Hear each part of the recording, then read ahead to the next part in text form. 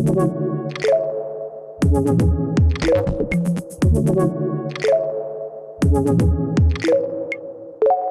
welcome back. Mark Kelsey here from C3 Global Team. And we're doing this devotional series on Luke 15. This is part 3 to that. We've already done 2 parts. We looked at the fact that the gospel is not just for unbelievers, the gospel is for believers. And in the first part, we looked at the parable of the lost sheep and representing who the gospel is for, which obviously is all of us. It's every one of us, everyone in the world is a lost sheep. And Jesus left the security of heaven, the great shepherd, and came to rescue us. In the second part of Luke 15, we see the story of the lost coin. Interesting, the lost coin was not lost in the field like the sheep, was lost in the house. And often people get saved by God and found, but then they get lost in church.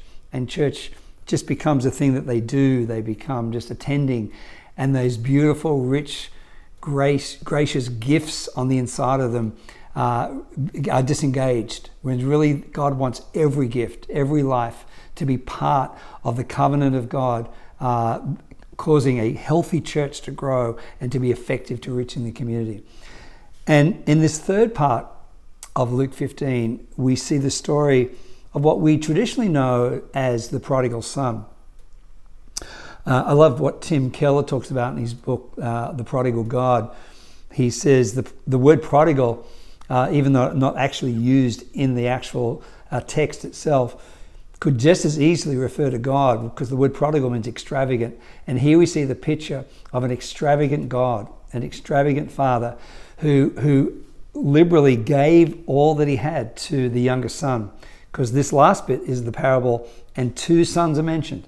The younger son, who left the home, took the inheritance and squandered it all, but eventually came to his senses and returned to the father. And it's a actually incredible picture of all of us, almost like similar to the first part of Luke 15, where God came to save all of us.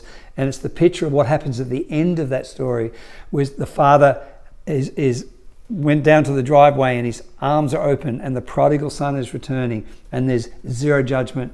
It's all grace. It's the love of God.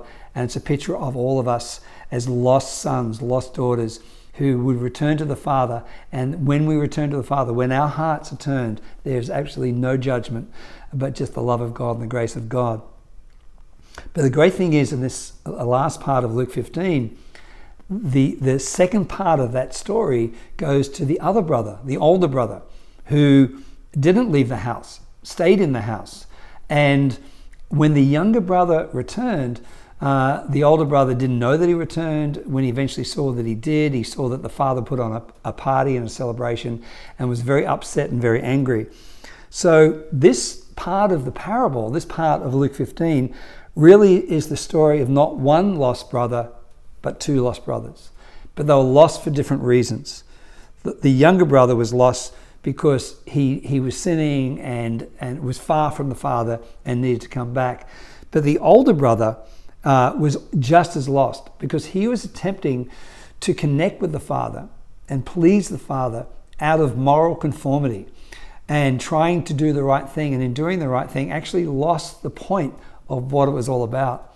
So that when the younger brother returned, he really wasn't in that place of receiving like the father was.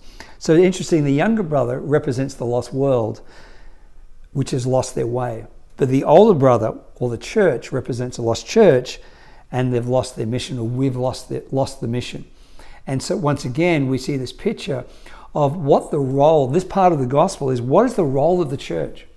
What are we meant to be in this? Are we meant to be just passive, sitting, waiting for lost sons and daughters to return?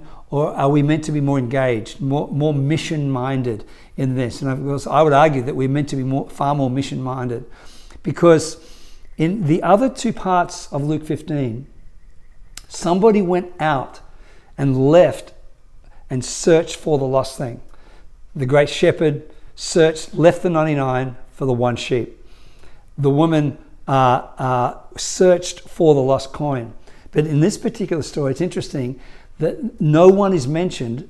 No one left the house to go and search for the younger brother. But what would appear to be the case is that it's the older brother's job, it is the church's job to really leave the house and go and search for the younger brother. Because what we discovered in this is that it's the father's heart to receive people back to him, but it's the church's job to rescue. And our job is to literally go and find lost kids and cause them to come back and to receive and to find and accept the reception of the Father, which is an awesome thing. So in many ways, the church has possibly failed in these areas. And there are three things that sometimes we fail on. Number one, we fail to launch. In other words, we fail to leave. We stay in the security of our services, of our religious activity. But really, the mission is not the church. The mission is the world.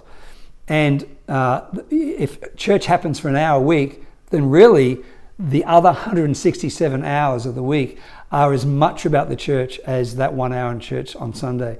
And we've framed church around our services, around our gatherings, and around our activities. But really, that's one aspect of it. That is to encourage the saints to really release their gifting, which is the second part of the Luke 15, and go out into the world and be the light, be the salt, be the love out into the community. So in many ways, we've failed to launch. Our second failure often as a church is we've failed to embrace. When the younger brother came back, the father embraced the younger son, but the older brother didn't. And it's one thing to receive the love of God, but it's another thing to receive the love of the church.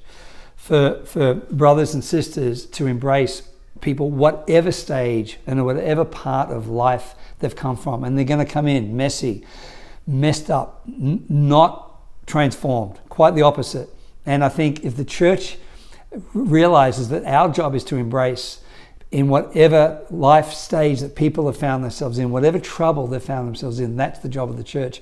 We need to be embracing people and then walk with them in a journey of transformation, journey of change, a journey of the gifts and the life and the grace and the restoration of God coming back into their lives. And the third failure possibly is that we failed to celebrate. When the younger brother returned and the party happened, it says the older brother said, "What is that sound?" One version says, he said, "What is that noise?"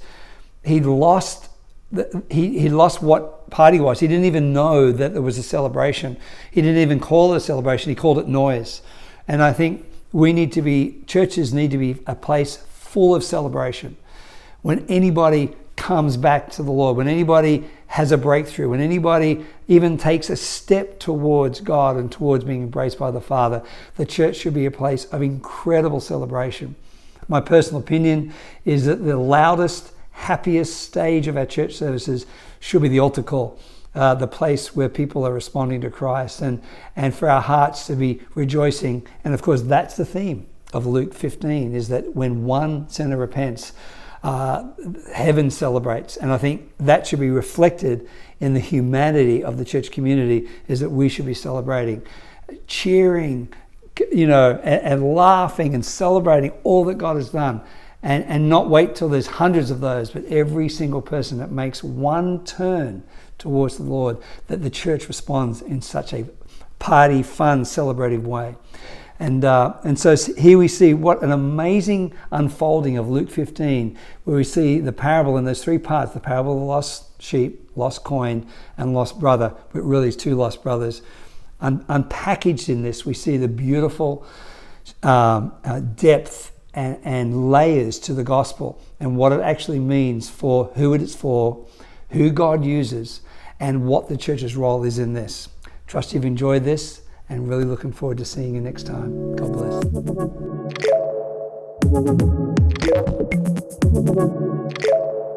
bless.